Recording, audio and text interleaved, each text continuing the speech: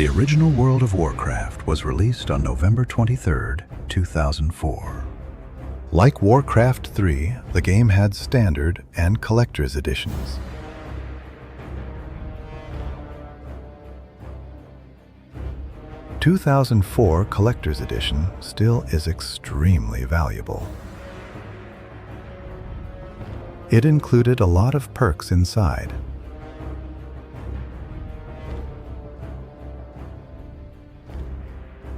The in-game perk is one of 3 unique pets. Currently, each of them is extremely rare. Another perk was the Behind the Scenes DVD.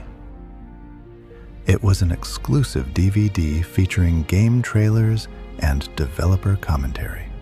The most interesting part, even from a modern perspective, was the Extra Features section. This is one of the videos from the Extra Features section, with improved audio and video quality. Also, subtitles in multiple languages are available. Please use the CC button to enable them. Behind the Scenes, Part 1, World Creation. Hi there, everybody. My name is Chris Metzen. I'm the Vice President of Creative Development for Blizzard and the lead world designer for the series for the past, 9 years or so, or ever since Warcraft 2. Wanted to talk a bit today about kind of the story of Warcraft and how the world unfolded, specifically from the series RTS roots and up through the creation and development of certainly World of Warcraft, and also kind of how it's translated to the D&D game series that we've been creating with White Wolf Publishing, some of the novels we've had a chance to put out. Warcraft's become kind of a big fantasy juggernaut, strangely enough, after all these years, and it's kind of interesting how it has unfolded. Essentially Warcraft is, if you figure that most modern fantasy is kind of based off of Lord of the Rings or Tolkien's work, he kind of had amalgamated a lot of fantasy ideas, elves and magic weapons and wizards and huge epic scope histories, weaving together. Warcraft's essentially kind of 3rd or 4th generation fantasy, which is kind of crazy these days, where you have kind of a lot of video game fantasy universes becoming the new school kind of settings. You have a lot of interactive games kind of taking place in these worlds that are essentially phantoms of Tolkien's vision back in the day. Warcraft's certainly part of that tradition, elves and dwarves and dragons and such. One of the things we always thought was a good idea is holding on to the more traditional fantasy archetypes, because that's what most people kind of glom onto. It's that familiarity of dwarves and elves and magic rings and things that kind of define what fantasy is. We found that, people like that. People are really drawn to that. It's a strength of the genre, whether in video games or just fiction. If you're reading a novel, it's the familiarity that really sings to people over and over. But we've always liked the idea of kind of spinning those archetypes on their head. What happens when elves go crazy as a race? What happens when dark elves suddenly are heroic and noble? What happens when orcs, that are typically, mindless and brutal, what happens when they're kind of given some nobility? And we can kind of begin to identify with these races and cultures kind of beyond that surface kit that we've been sold all these years through various products and media. So it's been pretty crazy kind of developing the World of Warcraft and trying to change it up a bit, keep it familiar enough to people who are interested in fantasy, but kind of shake it up and drive it boldly forward to those who kind of want a little more out of their gaming experience, which is certainly our core role. It's kind of been a strange process, developing the kind of geography of the World of Warcraft as the storyline is unfolded. When you're developing RTS games, there really isn't a hard parameter on how the world unfolds, right? You just kind of need maps to make up and, kingdoms to destroy. It's a very planar design. You just kind of draw 2D on a page, what a landmass that looks interesting and try and dot it with interesting stuff. I imagine a lot of RTS games are kind of designed that way, just kind of in a very planar sense.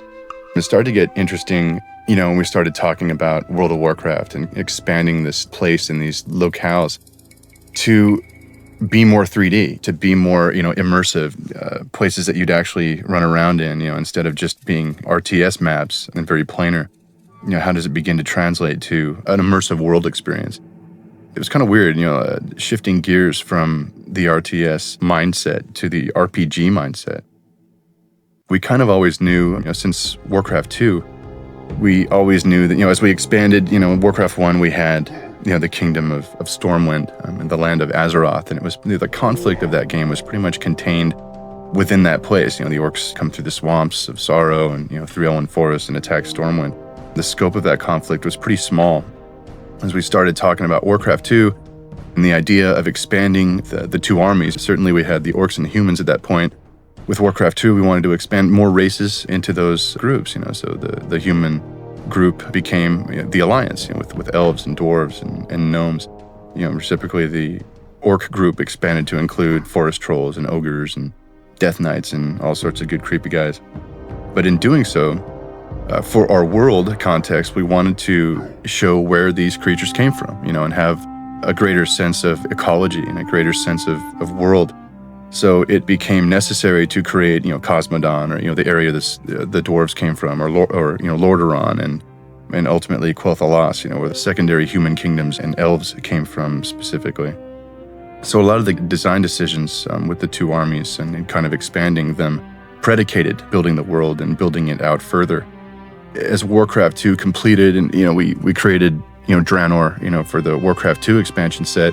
Draenor being the place where the orcs came from, it became clear that in the core world of Azeroth, we would need, more continents. And wouldn't it be interesting to imagine, more ancient realms, that had never heard of orcs and humans, where this conflict might spill over, and thus drudge up, kind of new mysteries and a new mythological cycle for the setting. Thus, we had been talking about creating Kalimdor, this ancient land of the Night Elves. We kind of really warmed to the idea quickly of Dark Elves in this context being the good guys and being kind of the eldest race, the keepers of ancient mystery.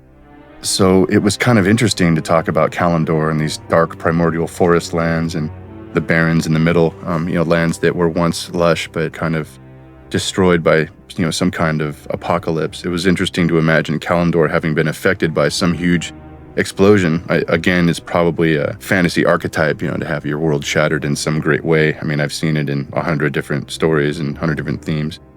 But that got us thinking, game design-wise, we were, in more recent years, talking about, Warcraft 3, let's talk about what that would be. Are we still just talking two armies? Are we talking expanding that? In our conversations, certainly we wound up with the undead and night elves, but at one point, we were definitely considering the Burning Legion to be a race. And a lot of our discussions about the Burning Legion stemmed from, that the demons are cool and would have been a neat army set, but kind of from, the story context of the Night Elves and Kalimdor and their shattered land. And was there more backstory with them and the demons? And was there a greater conflict in the world that kind of predicated the story that we were seeing unfold in the games, that we had published up to that point, War 1, War 2. And we definitely wanted War 3 to kind of encompass all these elements, the Night Elves reawakening, visiting Kalimdor. We wanted the newer races like orcs and humans to kind of be thrown into this ancient conflict and see this ancient land and really have the events of the past kind of come full circle with the resolution of that game. So a lot of times it's the game design and the kind of loose story threads that wind up predicating, what we build, and the game experience that we tailor to it. There's always been a drive that we have had to build a lot of detail into our world and build a lot of backstory into our settings. Specifically, when creating strategy games, it's just difficult to tell a story in that context. You're commanding units and it's real time, and the battlefields, often look very similar. It's hard to get a sense of context or, a sense of story progression. The theory was that, if you have a rich backstory and you have it play out to any degree in the RTS context, that it helps to be immersive and it helps players to kind of get your world and, get this setting, and it makes it special. It makes it stand out against the pack. And we've seen many, many RTS games over the years. And, one of the things that potentially made Warcraft stand out past the gameplay was just the character of the setting and the fact that it was kind of deep, and had, and just had a lot of stuff going on, a lot of characters, a lot of intrigue, a lot of history. It kind of gives it its own identity, really. So as we looked to translating all of that to World of Warcraft specifically, it was a little daunting, but it was a great deal of fun. Looking back on the world we had built up to that point. So it was a really cool process of kind of extrapolating, from maps in 8-year-old game manuals and trying to kind of draw them out and really flesh these lands out and these histories out and these cultures. Proved to be a pretty big task, but a fun one. At this point in time, as we're looking at the home stretch on our shipping product for a while, it's crazy how this world has gone from, kind of this very thin idea, thin wallpapering on RTS series, and it's really blown into just this juggernaut of context and flavor and atmosphere that's defined by 40 artists and programmers and really creative designers. There's just so many heads involved in this thing and kind of creating the vision of this in the world. It's really been crazy to kind of watch this thing grow, kind of take on its own life. It's at the end of the day, of course I'm very biased, but it's just a cool world. Who would have thought 9 years ago, Warcraft 1, that it would have rolled this way, attributed to certainly game design and a lot of passion, a lot of commitment, a lot of hard work. But it's very rewarding to have seen this world, come off the way it has, and to have been a part of how it's kind of been shaped. When we're talking about making a massively multiplayer game, certainly game design comes first, and we wanted the classes to be fun and, have it be a place that you would just have a blast exploring and leveling up and doing, whatever you do in an RPG. But the trick to WoW that we identified early on is that we wanted to have the quest content be kind of a staple of your experience, and to throw as much story and context at you as possible. Maybe not to the point where you're being drowned in context and, I don't remember who this guy is, or, sometimes it can be distracting, the story content, but we wanted enough there that it really felt like you were in an authentic fantasy setting, and that the things you did mattered overall, that you'd be able to meet characters and NPCs from past games, or, like notable characters from history, guys like Thrall and Jaina Proudmoore, and, villains like Kel'Thuzad and the Lich King, things like that, so that you'd really get a sense that, we were taking the process of building a world seriously, and it wasn't just churned out, and that it had a strong sense of continuity. And we've always tried to do that with our ancillary products, like the D&D line and our novels. We're kind of painstakingly anal about making sure that all the details add up, that the continuity is, held to be sacred, so that no matter in what medium you're experiencing Warcraft, it all feels like a contiguous experience. Hope you really enjoy WoW. Hope that, some of this story and history comes off and that we've done our job well and you feel like you're a part of it. Better yet, you feel like, you're at the heart of it, would even be better. So once again, thanks for listening and have a good one. Bye-bye. If you enjoy this video, please consider supporting Clever Play channel by liking, commenting, sharing, or even buying us a cup of coffee.